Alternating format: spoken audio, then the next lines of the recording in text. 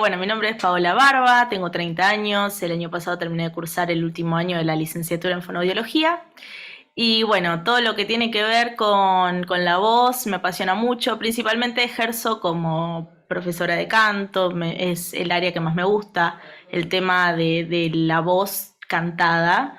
Obviamente que la voz hablada también tiene mucho que ver también, pero principalmente mi lugar es la voz cantada. Eh, bueno, lo que vamos a hablar hoy va a ser algo muy básico, va a ser algo muy para adentrarse, quizás no con vocabulario no muy técnico, porque la idea no es confundir, sino informar y prevenir ciertas cosas, que quizás algunas ya sabemos y hay otras que a veces nos pasan de largo, que va a estar bueno que las veamos ahora.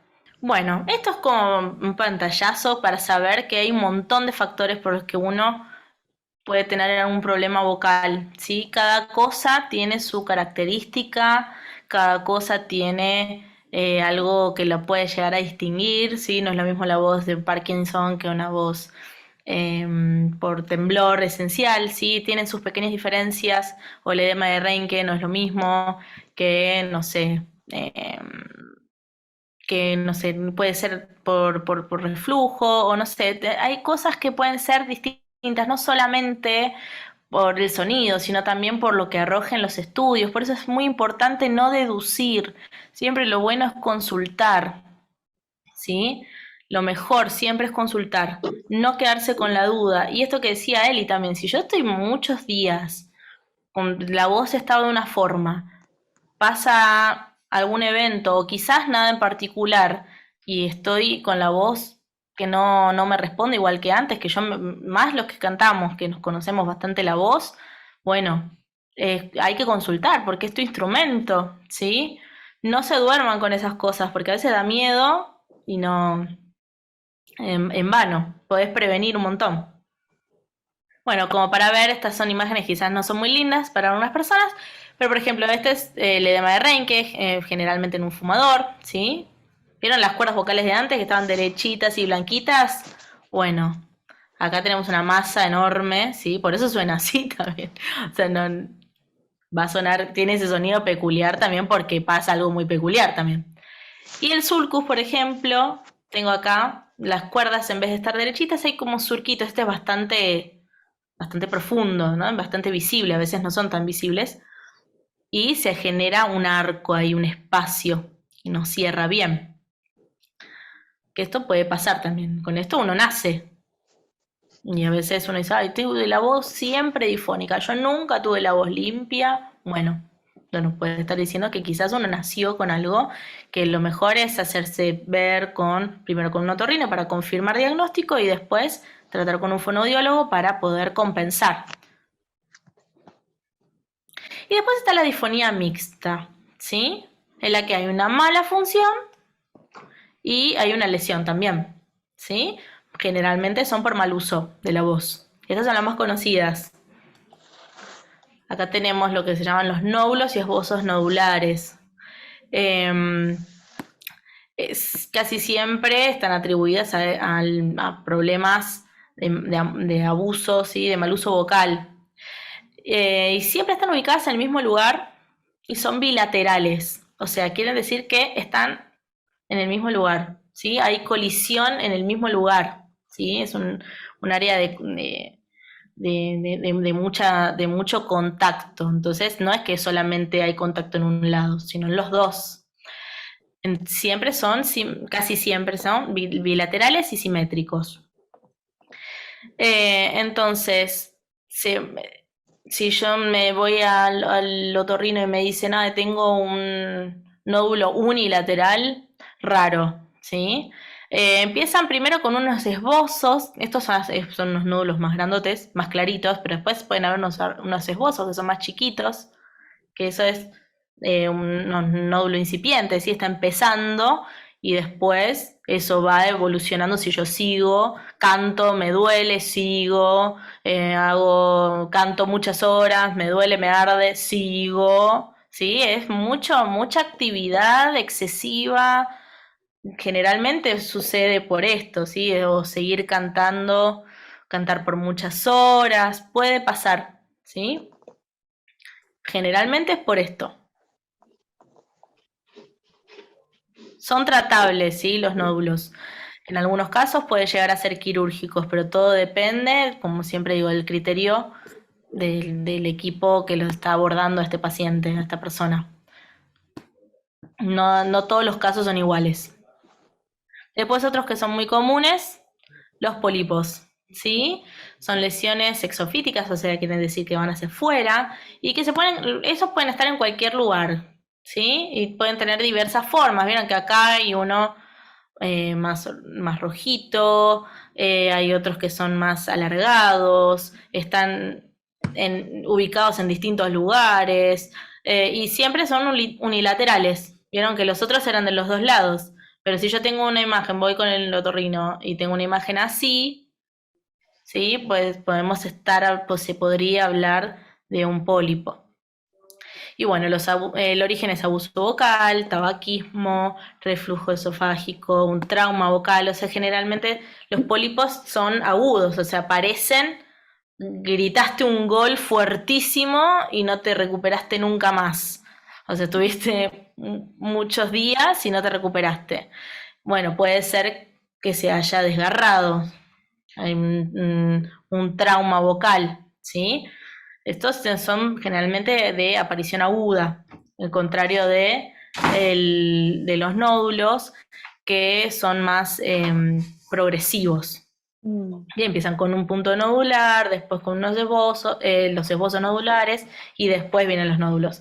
El pólipo generalmente aparece con trauma vocal. Bien, en líneas generales, ¿no?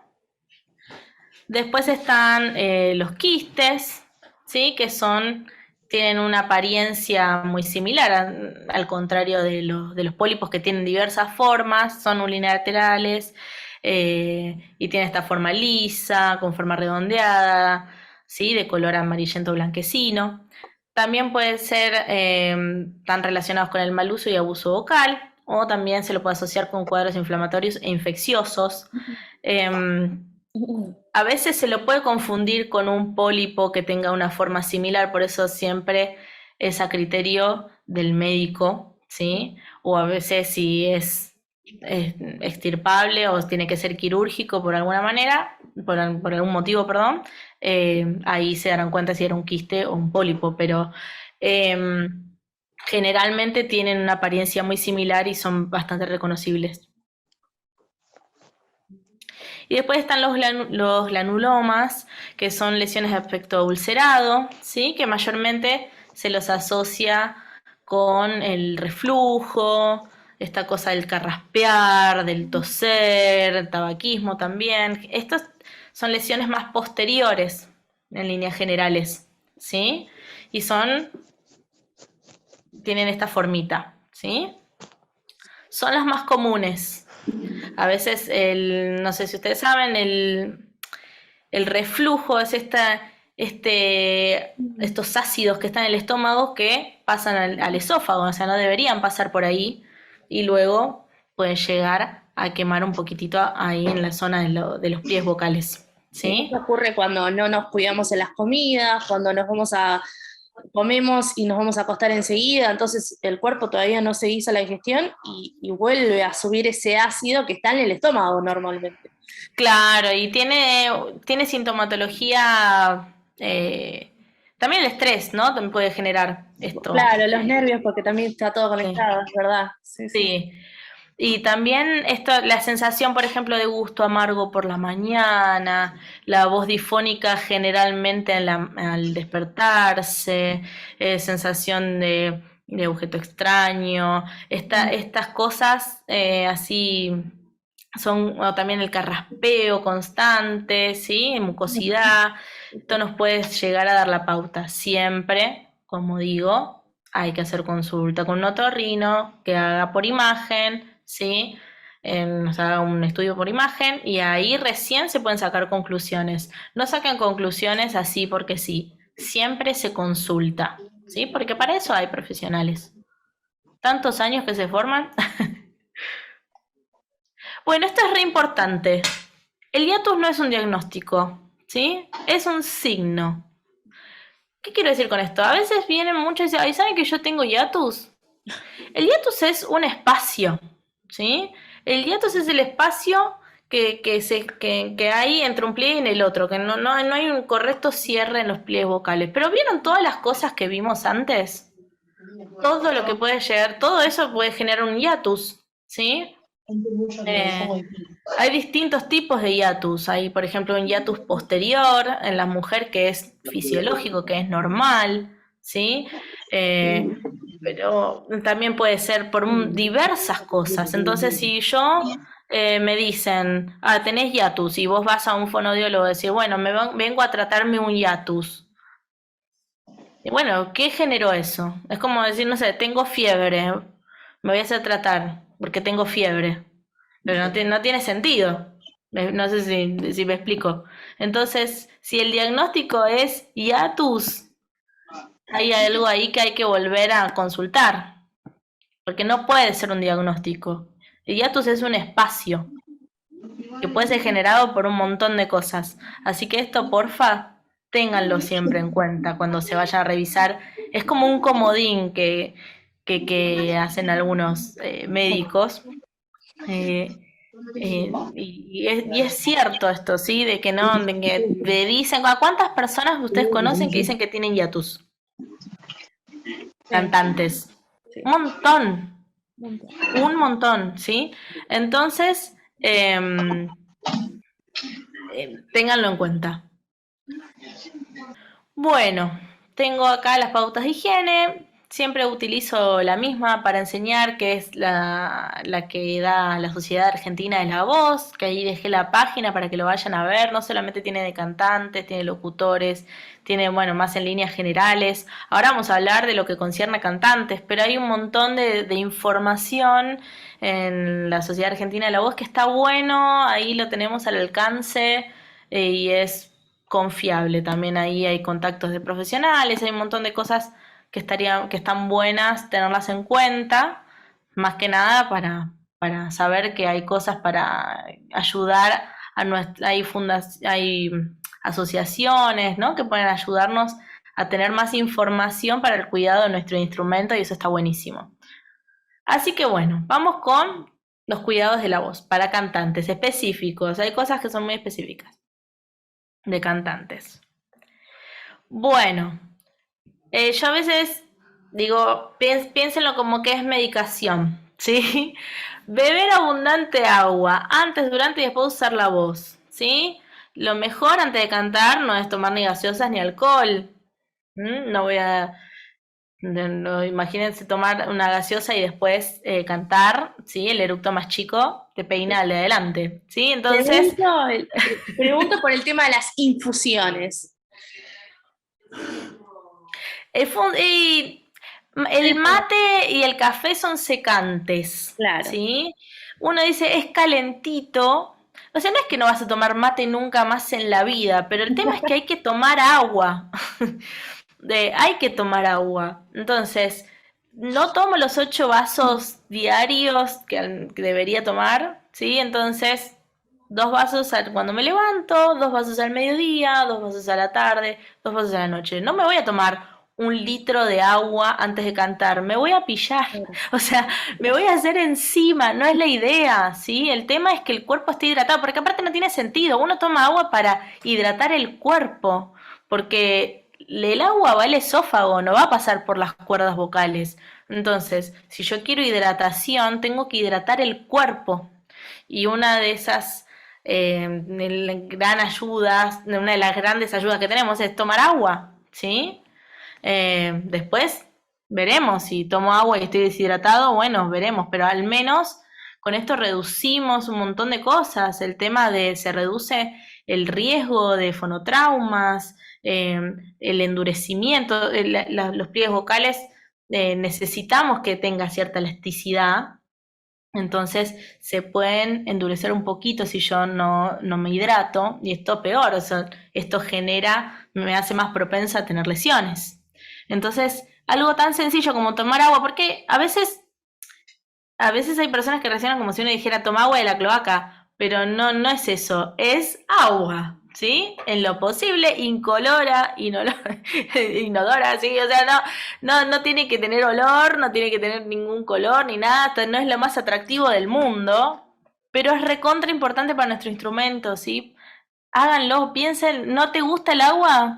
Sos una persona grande, toma agua. O sea, no es que estamos diciendo tomate, no sé, un vino entero. No, no, es agua. Somos personas grandes y tenemos que, si queremos cantar, somos personas adultas.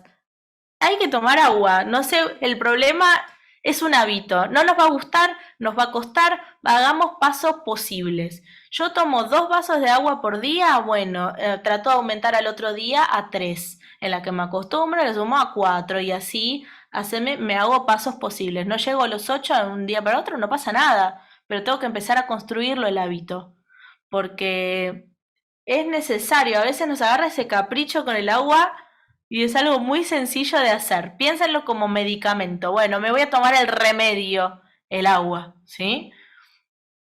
Al menos. Tal cual. Empezando.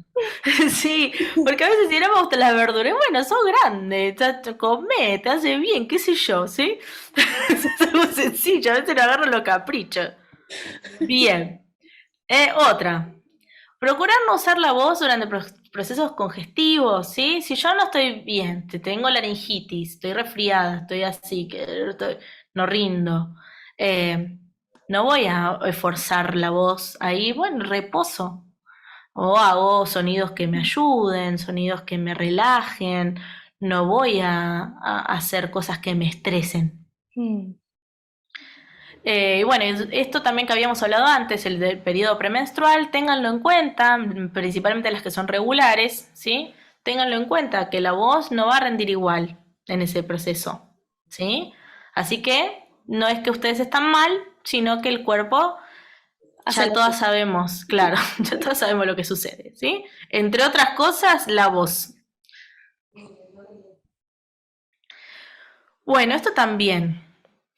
Evitar los ensayos prolongados y el uso de la voz en ambientes ruidosos.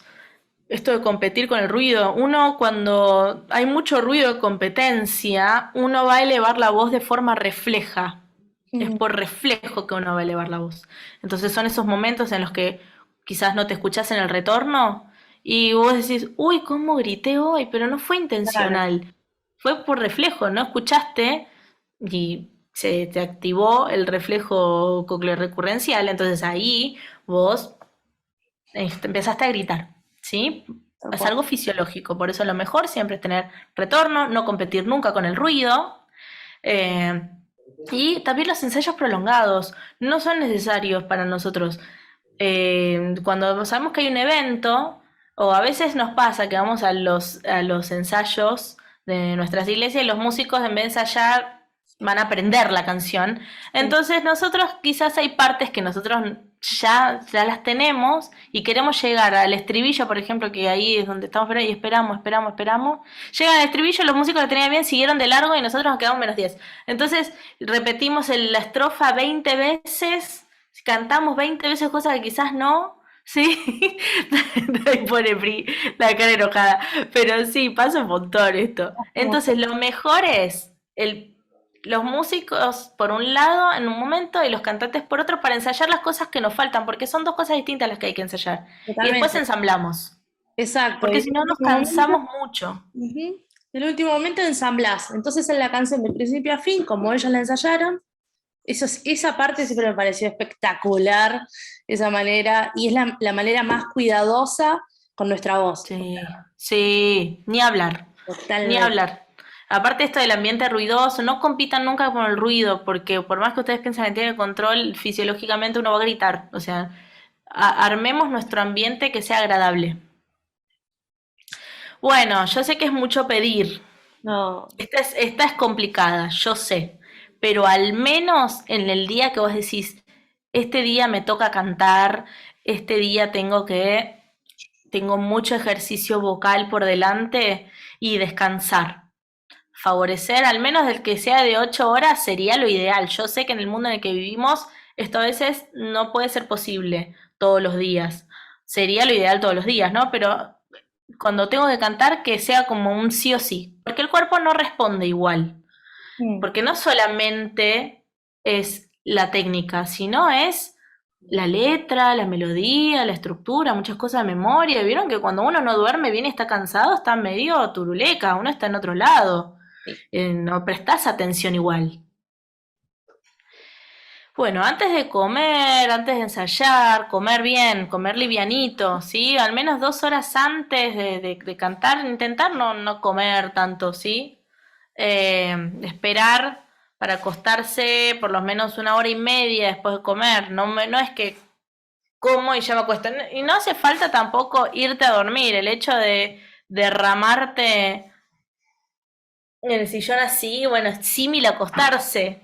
Intentemos no acostarnos después de comer. Y no comernos un locro completo antes de cantar también, porque va a estar difícil, se los digo, se los digo por experiencia. ¿Sí? No, pero no, va a estar difícil, va a estar muy difícil. Eh, bueno, esto no se asusten, no es de para siempre, nunca más. Sino antes de cantar, evitar, ¿sí? Los lácteos, chocolates. El lácteo, ¿vieron cuando uno come un chocolate, un lácteo? Como que te queda como una mucosidad extra, ¿sí? No va a molestarnos después. Eh, las gaseosas, el café y el mate son irritantes eh, y van a deshidratar. Y tanto que hemos hablado para hidratarnos, esto causa lo contrario. Entonces voy a evitar antes de cantar tomarme un termo de mate. Voy a tomar agua. Es un compromiso. Es parte de, si yo quiero cantar y quiero rendir bien, bueno, tengo que hacer algunas cositas, pero no es que para siempre va a ser esto. ¿Sí? Bueno, para tenerlo en cuenta, si el tema de alimentación. Ah, también los frutos secos, ¿no? Eso se queda por todos lados. Bueno, el tema del ambiente. No fumar ni permanecer en salas con humo, ¿sí? Y los aires secos, en realidad, tanto la calefacción como el aire acondicionado que me reseca todo. Puedo tomar agua y a veces me puedo sentir medio reseco. Bueno, puedo utilizar algún nebulizador, ¿sí? Hidratación ahí un poco más directa. Y bueno, hay momentos que son inevitables. Hace mucho calor, bueno, voy a prender el aire. Hace mucho frío y bueno, sí, van a aparecer, va a aparecer la calefacción, pero hidrátense, o sea, con más razón tomen agua, porque va a ser para peor si no. Si ya ese ambiente no es favorable y yo tengo hábitos que tampoco son favorables, va a ser para peor. Bueno, el uso de la voz va a requerir un entrenamiento, ¿sí? Calentamiento vocal y también un enfriamiento vocal posterior. ¿Por qué? Porque el calentamiento es ir de menos a más, de prepararnos a este momento intenso del canto, ¿sí? Y después viene ese momento intenso, termina, y ¿vieron cuando se termina un evento que cantaste mucho? Y después decís, bueno, vamos a comer esto y qué vamos a hacer. Y uno está a los gritos, ¿sí? Porque no enfriaste, te quedaste ahí, la voz se adaptó a ese momento intenso y estás pum para arriba y hay que bajar un poquito, ¿sí? Entonces, lo mejor, enfriar también la voz. Yo terminé de cantar, terminé de hacer lo que tenía que hacer, que era un momento intenso, bueno, voy a bajar. Tengo que bajar de manera intencional porque mi cuerpo, mi voz ya está ahí, está adaptada. Bueno, vamos y vamos acá y vamos a comer y vamos a McDonald's y es todo energía gastada para nada. Entonces el enfriamiento es algo que hay que empezar a implementar y no se habla mucho tampoco del enfriamiento. Bueno, lo mejor es que estén asesorados cuando estén aprendiendo, que estén con alguien que sepa, con un profe que esté formado, que estén si tienen un fono, que lo consulten, ¿sí? Lo mejor es con asesoramiento. ¿A qué me refiero? Videos de YouTube, te reprendo. O sea, videos de YouTube son buenos si tengo discernimiento, ¿sí?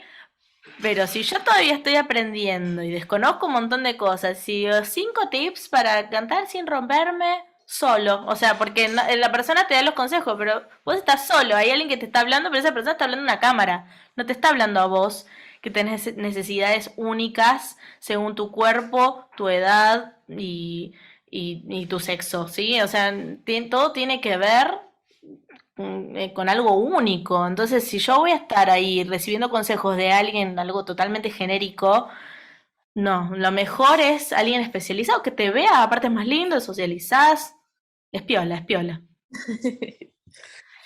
Y por último, controles anuales. Si yo quiero ser un cantante profesional, y bueno, tengo que cuidarlo. Así como se lleva a calibrar la guitarra, así como, bueno, si a ver cómo está el teclado, a ver qué onda, el piano. Bueno, nuestra manera de cuidar el instrumento es yendo a un otorrino especializado, ¿sí? Eh, y cuando yo veo que mi voz, pasan los días, como habíamos dicho, pasan los días, si no mejora, también hago otra consulta. ¿Sí? Lo ideal una vez por año. Y cuando se presenta alguna particularidad, voy y consulto, porque es mi instrumento y lo tengo que cuidar. Y con esto ya estamos.